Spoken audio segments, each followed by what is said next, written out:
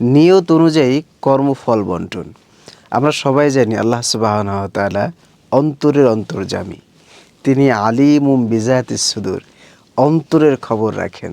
আধুনিক বিজ্ঞান পৃথিবীতে অনেক কিছু তৈরি করতে পেরেছে, কিন্তু মানুষের অন্তরে কি চলছে এটা আদৌ তো এখনও পর্যন্ত কেউ বের করতে পারেনি, আর কশিনকালেও তা বের করা সম্ভবও না। আল্লাহ সুবহানাহু ওয়া তাআলা আমাদের সত্তা, তিনি আমাদের অন্তরের খবরও রাখেন। যেহেতু তিনি অন্তরের খবর রাখেন, তাই তিনি অন্তরের অবস্থা দেখেই মানুষকে প্রতিদান দিবেন।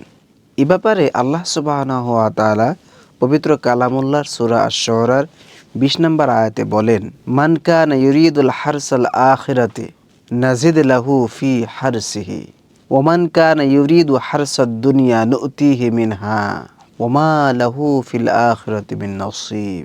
উল্লেখিত আয়াতে আল্লাহ সুবহানাহু ওয়া তাআলা বলেন যে আখিরাতের ফসল চায়, আমি তার থেকে তাকে আরো অনেক বহুগুণ বৃদ্ধি করে দিই।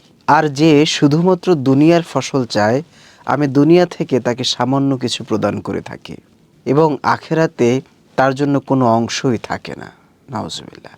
তাই আমাদের নিয়তকে রাখতে হবে পরিশুদ্ধ, আমরা যেন দুনিয়া ও আখিরাতের কল্যাণ আল্লাহ সুবহানাহু ওয়া তাআলার কাছে একসাথে যেতে পারি এবং আল্লাহ তাআলা আমাদেরকে দুনিয়া ও আখিরাতের কল্যাণ দান করুক।